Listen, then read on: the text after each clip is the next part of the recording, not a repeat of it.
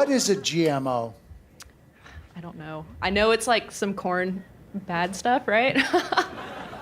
I know it's bad, but to be completely honest with you, I have no idea.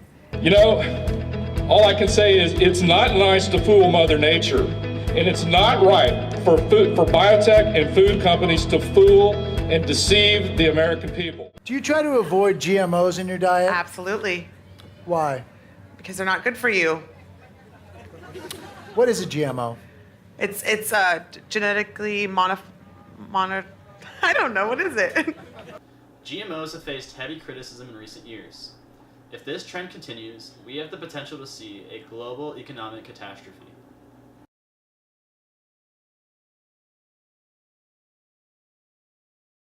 You might be asking, what do GMOs have to do with the economy? With the global population rising exponentially, GMOs are vital to preventing rising food costs and starvation. So what are GMOs? GMO stands for genetically modified organism. What this means is that an organism's genetic code has been modified by mutating, replacing, or inserting a different gene. They do this so that food can grow faster, larger, or even withstand high temperatures and pesticides.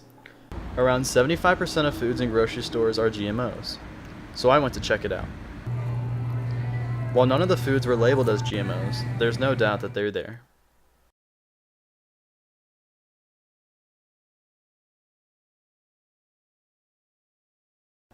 Economist Thomas Malthus proposed a theory in 1798 that the growth of the population would be more rapid than that of the food supply.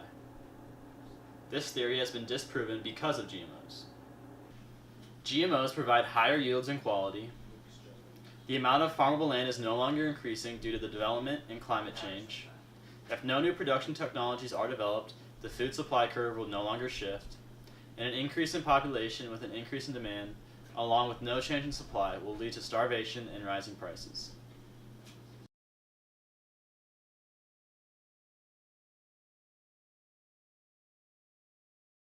In a study by Purdue University, where they simulated a worldwide ban on GMOs, there were multiple negative environmental and economic impacts.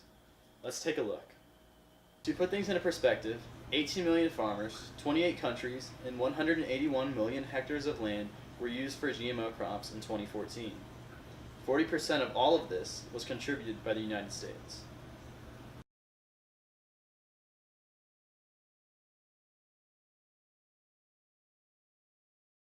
By eliminating all GMOs, corn yields would decline by 11.2%, soybean yields would decline by 5.2%, and cotton 18.6%.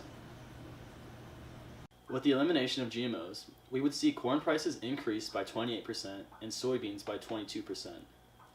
All food prices would rise about 1 to 2%, which seems small, but it can also be represented as $14 billion to $24 billion per year.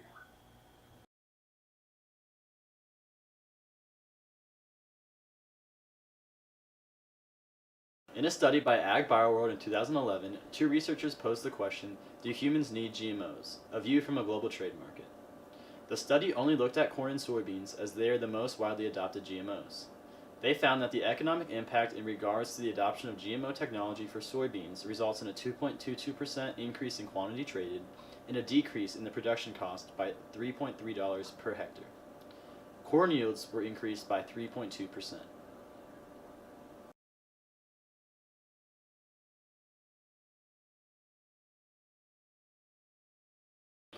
One of their simulations looked at the population levels in 2025. Their results stated that world export and import prices for corn will increase by 320.6% for exports and 277.1% for imports. For soybeans, the world export and import prices will rise by about 37.5% for exports and 35.5% for imports.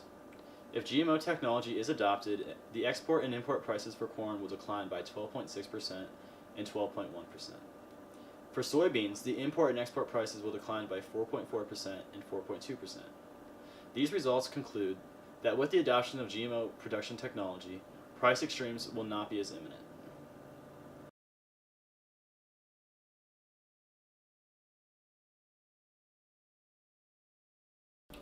GMOs are growing fast. In 2003, the estimated global area for genetically modified crops was 67.7 hectares, a whopping 15% increase over 2002, and a 40-fold increase since 1996. The United States, Argentina, Canada, Brazil, China, and South Africa account for 99% of the global transgenic crop area.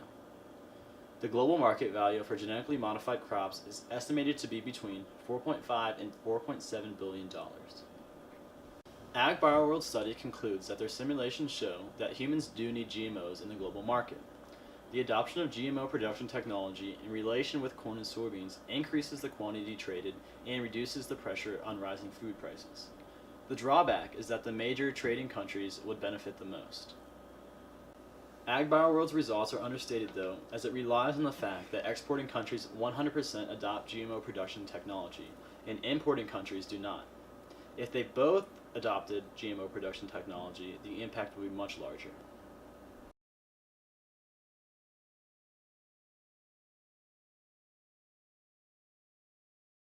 Food supply will not change if traditional methods for growing crops continue.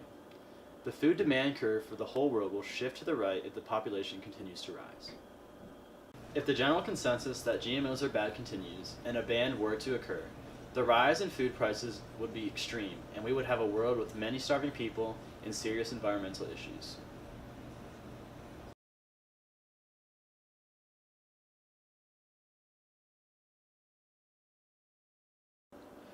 Another factor trying to halt GMO production is Europe. Europe is a lot more concerned about the health risks associated with GMOs. This has led to disagreements regarding the trading of GMO products. There are new European Union regulations that call for strict labeling and compliancy on all GM products. This also discourages the planting of GM crops in poorer countries. European stakeholders have been successful in convincing many developing countries to be more cautious in their approach when dealing with transgenic crops. Developing countries are the new battleground for proponents and opponents of GMOs.